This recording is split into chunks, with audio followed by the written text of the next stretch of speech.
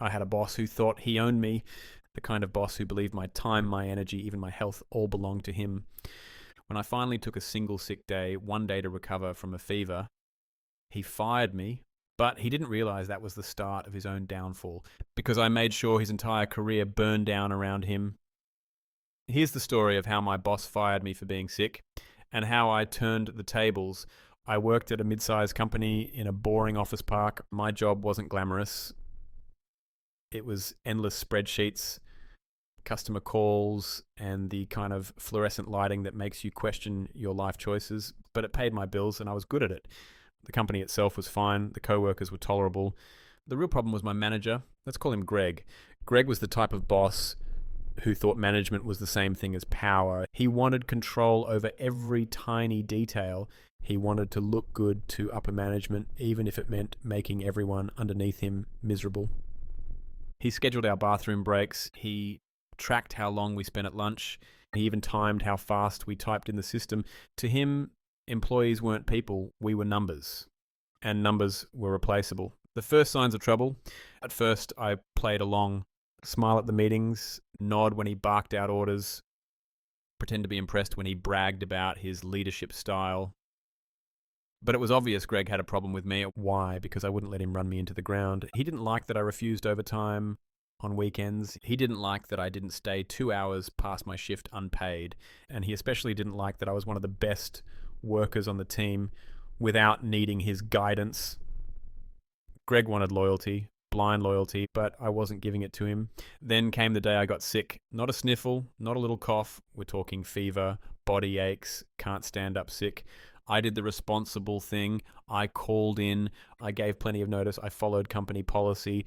And most importantly, I thought my health came first. But Greg saw it differently. Halfway through the day, I get a text. It's him. He says, "We're really busy today. You should be here. If you can talk on the phone, you can work." I ignored it. An hour later, another message. "This doesn't look good for you. Don't make a habit of this." I should have known then. Greg wasn't going to let it slide. The next morning, fever broken, I drag myself back to work. I barely get to my desk before Greg calls me into his office. He's sitting there, smug grin on his face, HR rep awkwardly sitting in the corner. Greg starts with the fake sympathy. "You've been a good worker, but the company needs people it can rely on." Then he drops it. "You're terminated, effective immediately. No warning, no write-ups, fired. For taking one sick day." The HR rep looks uncomfortable, but she doesn't say a word. Greg slides the termination papers across the desk like he's doing me a favor. I walk out stunned, and then I get angry because I realized Greg had just made the biggest mistake of his career. I wasn't going to roll over. Greg thought firing me was the end of the story, but I was about to make it the beginning of his. Step 1, documentation. I pulled every email, every text, every policy I had followed. I had proof that my termination was not just unfair, it was illegal. Step 2, HR. I went directly to HR with my file. I laid out the timeline, the texts, the fact that company policy guaranteed sick leave, the HR rep who sat in the firing meeting. Her face went pale when she realized Greg had dragged her into a wrongful termination. Step 3, upper management. I bypassed Greg completely. I sent a calm, professional email to his boss's boss, attached every piece of evidence, made it clear that I wasn't just fighting for my job. I was pointing out a massive liability. It didn't take long. Within a week, I got a call back from corporate. They were reviewing the situation. Greg, meanwhile, started to sweat. You could tell by the way he avoided eye contact in the hall, the way his usual loud barking turned into whispers behind closed doors. Word spread around the office. Everyone knew something was happening. And then it happened. Corporate called me in. They offered me my job back with back pay, but I wasn't done. See, I didn't want that job anymore. Not under Greg, not in that toxic environment. So I said no. Instead, I filed an official complaint with the Labour Board.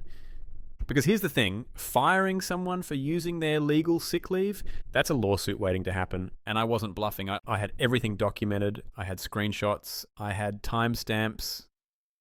And I was ready to go public if I had to. The revenge hits hard. Corporate had no choice. They settled.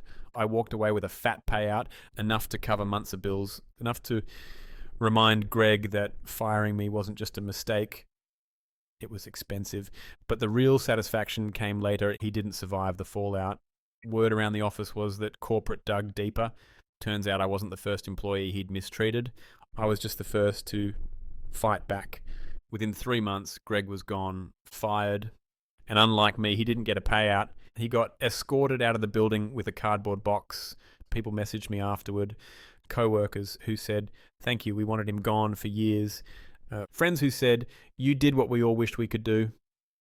And I'll be honest, it felt good. Not just the money, not just the justice, but knowing that a toxic boss learned the hard way that employees aren't property. So here's the takeaway. If you're working under a boss like Greg, document everything. Every text, every email, every shady order, because one day when they push you too far, that paper trail can save you and maybe even end them. Greg thought firing me for being sick would show his power. Instead, it showed his weakness, and it cost him everything. So the next time someone in charge thinks they can treat people like disposable parts, remember my story, because sometimes the best revenge is just letting their own actions destroy them.